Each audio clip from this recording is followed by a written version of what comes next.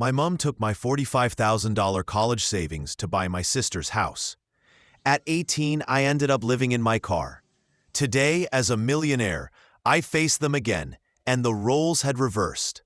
For me, one such moment was watching my sister Veronica and our mother Margaret walk into the reception for my new $960,000 home. That house symbolized every sacrifice, late night, and hour of effort I put into building my IT company. Yet, my stomach tightened the second I saw them. Their eyes carried the same look I remembered from when I was 18, the night everything changed. Growing up in Boston, we seemed like a typical family. Dad worked in finance, Mom ran a boutique, and we had 2 daughters along with a golden retriever named Rusty. But appearances can be deceiving. By age 12, cracks began to show. Dad left. The divorce wasn't dramatic, but what followed laid the groundwork for years of dysfunction. Veronica, 3 years older, later married Daniel, an investment banker from a wealthy family. Their wedding was lavish, and Mom spent over $50,000 she didn't have, insisting that a daughter only marries once. At that point, I was 19, working 2 jobs while attending community college, barely able to buy a bridesmaid dress. Then came the children, James, Freya, and Caleb. With each one, Veronica's sense of entitlement grew, and Mom always supported her, often at my expense. "Your sister has 3 kids to feed," Mom would say. "What do you need money for? Books? Can't you just use the library?" Meanwhile, I was working myself into exhaustion. Scholarships covered part of my expenses, but without family help, I worked mornings as a barista, afternoons tutoring, and weekends doing data entry. Sleep was a luxury. Dad slowly faded from my life after moving to Chicago and starting another family. Mom didn't make it easier, often forgetting to tell me when he called or accidentally deleting his messages. Still, I pushed through. While Veronica posted flawless holiday pictures, I stayed up all night coding and studying. I graduated at the top of my class. Mom came to my graduation, but left early when Veronica called. James had a mild fever. I never complained. I accepted this reality and used it to fuel my determination to succeed on my own. I didn't need their approval. But everything changed on my 18th birthday, a day that shaped what came next and eventually led to our confrontation 14 years later. My 18th birthday fell on a Tuesday.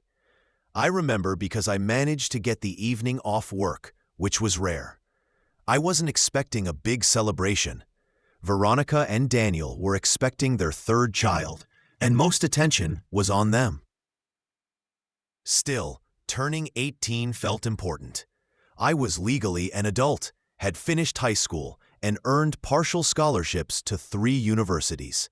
When I came home after tutoring, I found Mom and Veronica at the kitchen table studying spreadsheets. They barely looked up. "Leftover lasagna in the fridge," Mom said, eyes on the papers. I heated a plate and joined them, curious. "What's all this?" I asked. "Just financial planning," Mom replied. "Veronica and Daniel need a bigger house now that Caleb's on the way." I nodded, used to such conversations, but then noticed something chilling. "Why do you have my college paperwork?" Veronica sighed. "We might as well tell her, Mom." Mom looked at me with the same expression she always wore before asking me to sacrifice something. "Lena, we need to talk about your college plans. With Veronica expecting again, they really need a 4-bedroom house. Daniel's bonus wasn't what they hoped for, and money is tight." I stayed calm, already sensing where this was going. Veronica jumped in. "We've done the math. Even with Daniel's income and Mom helping with the down payment, we're still short." "Short for what?" I asked, though I already knew. "We need to use your college fund," Mom said. "You already have scholarships. Community college is respectable, and you can transfer later when things aren't so hard for the family. That fund, money Dad started before the divorce, was meant to bridge the gaps my scholarships didn't cover. But that's my money, I said firmly. Dad saved it for my education. Don't be selfish, Lena, Veronica shot back. This is for your niece and nephews. Where should they sleep? Should Caleb live in a closet just so you can attend some fancy university? That's not what I'm saying, I answered. I've worked hard for this. I've kept a 4.0 GPA while working multiple jobs. Scholarships won't cover everything. You can take loans like everyone else, Veronica snapped. Daniel and I have a mortgage. That's life. Something shifted inside me. After years of giving in, I had reached my limit. No. Mom blinked, surprised. Excuse me? No, I repeated. That money is for my education. Dad set it aside for me. It's not for Veronica's house. Mom's tone hardened. This isn't up for discussion, Lena. Your sister has a family to provide for. And I have a future to build, I said, my voice breaking. I earned those scholarships. I worked for them. I deserve to use my fund for college. Veronica scoffed. Oh, please. You don't know real responsibility. Try raising 3 kids before talking about what you deserve. This isn't fair, and you know it, I replied, fighting back tears. Mom slammed her chair back. If that's your attitude, you have a choice. Accept that the money will help your sister, or pack your bags and figure life out on your own. You're 18 now. An ultimatum. Veronica smirked, certain I would fold. But years of being second best had taken their toll. I stood. Then I'll pack my bags. Their shocked faces would have been satisfying if I weren't so terrified. Veronica scoffed. Don't be dramatic. Where would you even go? I didn't answer. I packed my suitcase with clothes, toiletries, my laptop, and important documents. The family photos stayed on the walls. They no longer felt like mine. Mom appeared in my doorway as I zipped the suitcase. You're being ridiculous. Sleep on it. We'll talk tomorrow. There's nothing to discuss, I said calmly. You made your choice. Now I'm making mine.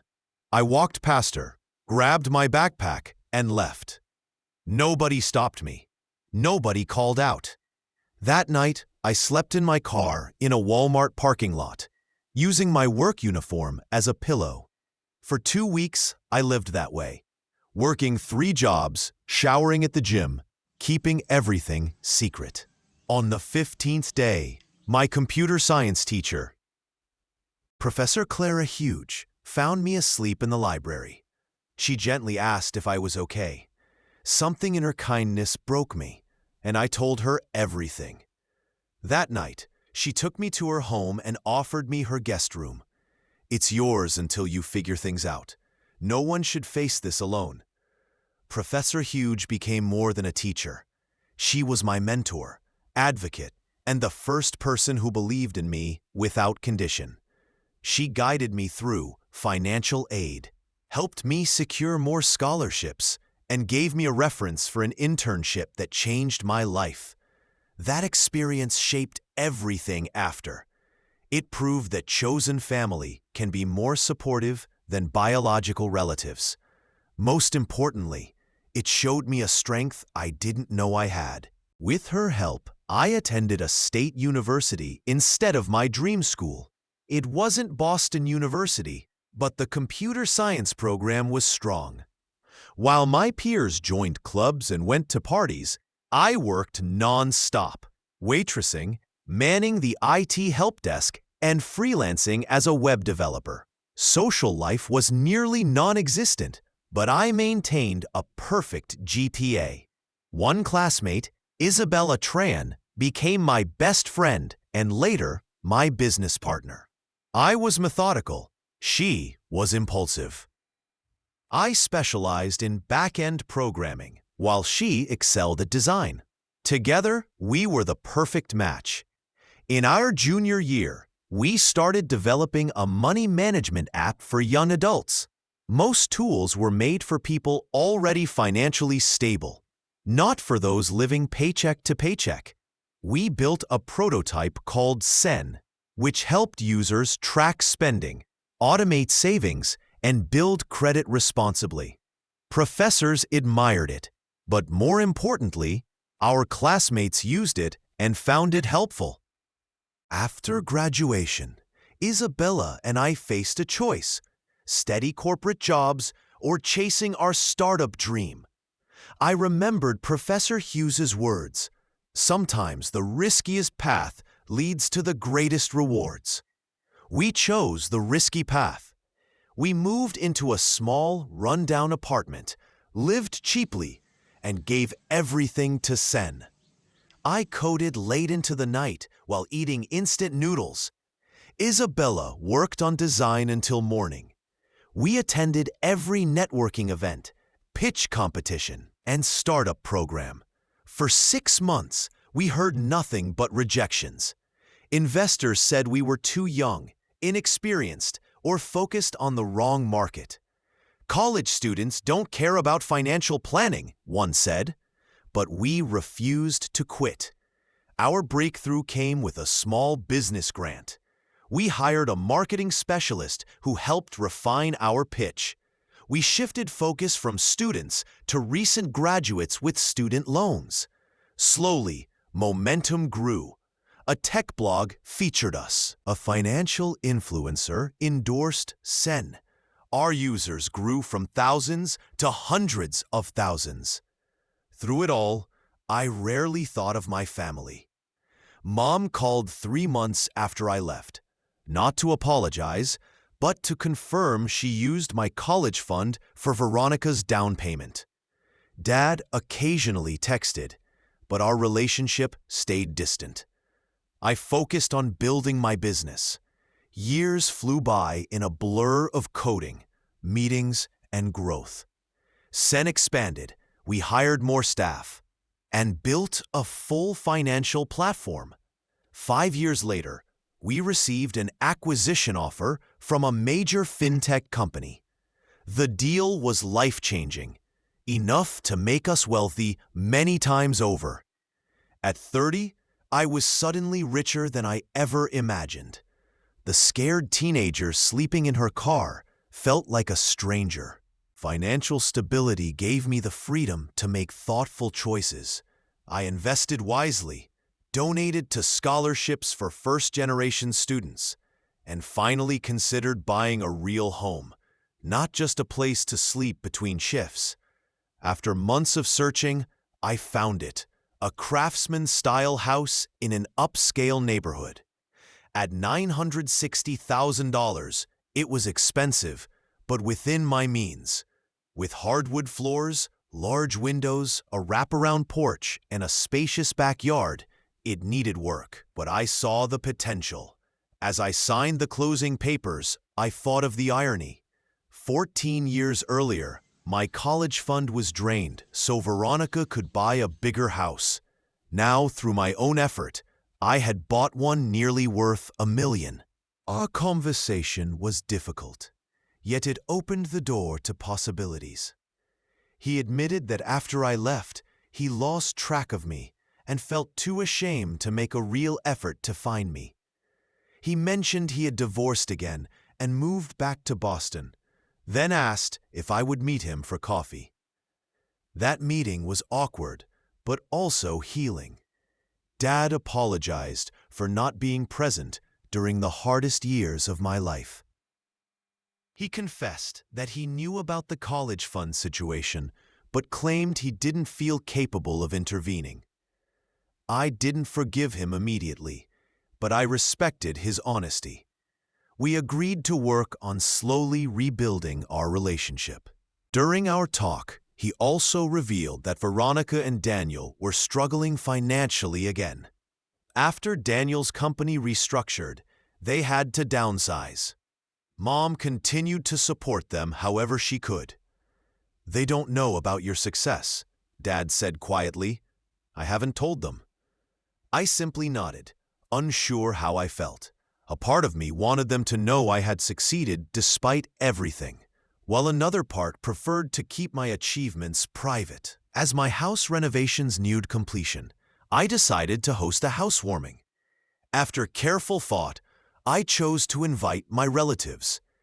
Isabella worried I was risking disappointment, but I felt it was time to close that chapter one way or another. I sent invitations to Dad, Mom, Veronica, and Daniel. Dad accepted right away. Mom was surprised, but agreed. Veronica sent a brief text. "Looking forward to seeing how you're doing. We'll be there." The morning of the party was bright and warm. Even though I stayed up late preparing, I woke up early. Every room was ready. A comfortable living room with custom shelves, a gourmet kitchen with marble counters, a large dining room, and 4 finished bedrooms upstairs, including a master suite with a balcony. Isabella arrived mid-morning with champagne and flowers. "Are you sure about this?" she asked. "Arranging decorations. It's not too late to change your mind." My stomach churned, but I told her I needed closure. By noon, the caterers were setting up. At 3, everything was in place. Food, music, drinks, and my nerves were on edge. Guests arrived steadily. Colleagues from tech, neighbors, college friends, Professor Hughes with her husband, and my financial advisor.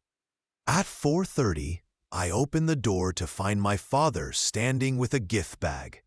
"Dad," I greeted, the words still strange to say. "Lena," he said, glancing at the house, "this is impressive." I gave him a quick tour and introduced him to others.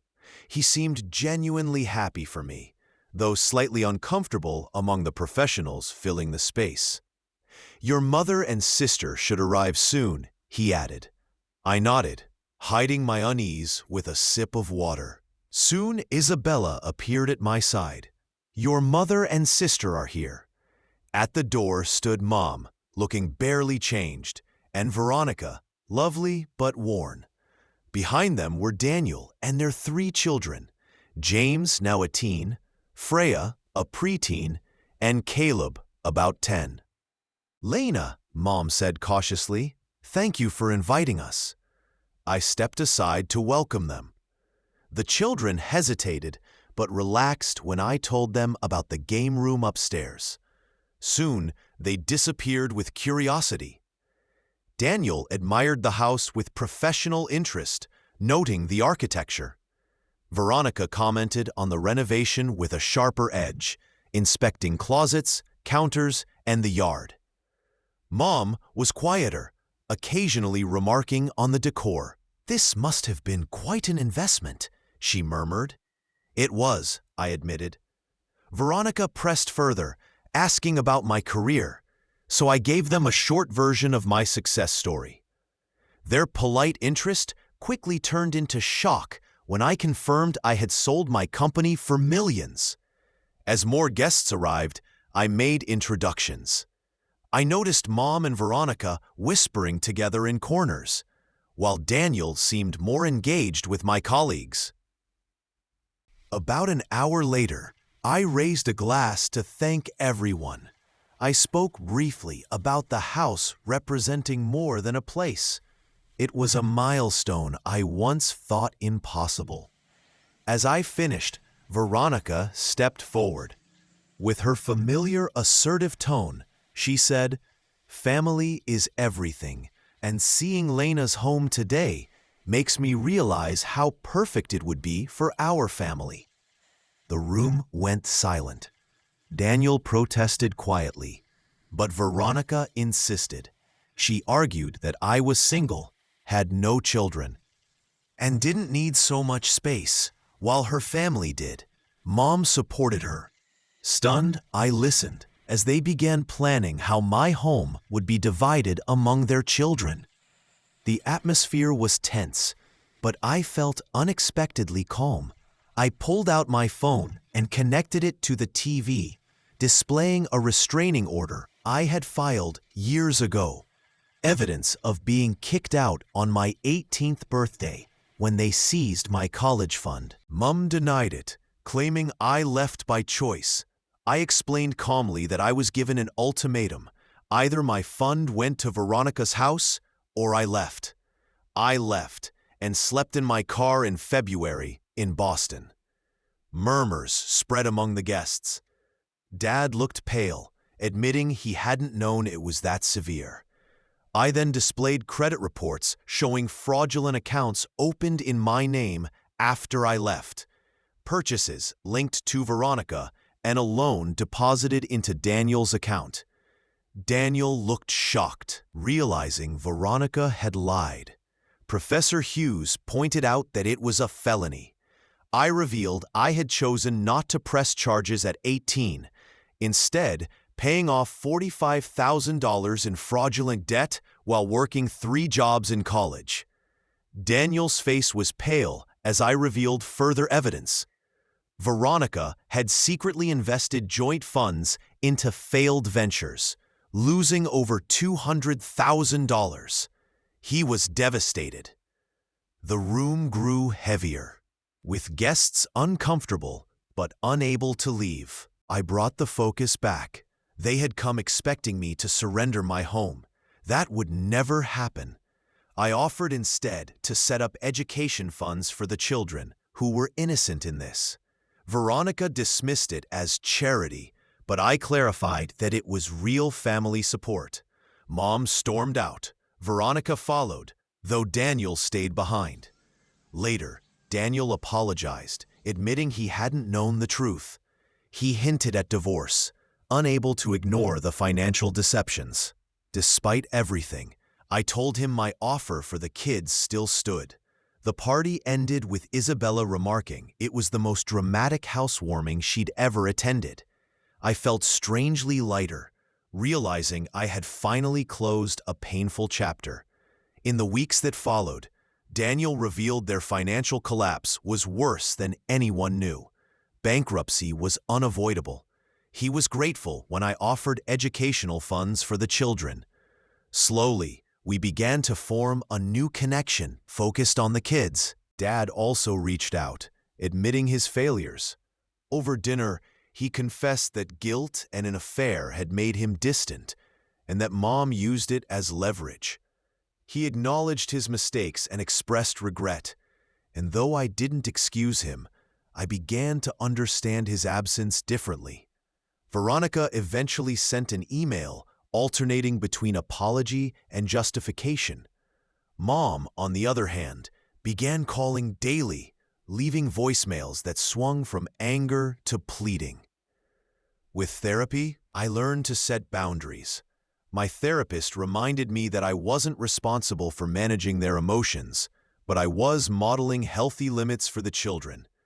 Over the following months, Daniel rebuilt his life, while Veronica entered therapy and found her first stable job.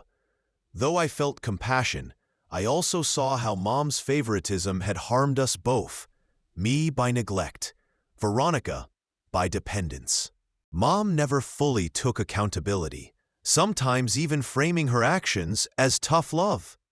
I reminded her gently that I had succeeded despite her choices, not because of them. Therapy helped me accept that some people never change, and boundaries were essential. By the 1-year anniversary of my home, I had created a healthier balance. Small gatherings replaced dramatic events. Dad was back in my life, Daniel and the kids visited often, and Veronica was making progress. Mom remained inconsistent, but I no longer depended on her approval. That night, helping James debug his code on the porch swing, I felt tears of joy. For the first time, I experienced what real family could look like: supportive, respectful, and genuine. Walking through my home later, I reflected on the journey, from sleeping in a car at 18 to owning this house at 32. It wasn't just about financial success, it was about reclaiming my worth, setting firm boundaries, and creating a life on my own terms. Family remained complicated, but I no longer needed their validation. I had built a foundation of strength, peace, and true belonging. Sitting on the veranda, with tea under the night sky, I realized I was finally, completely home.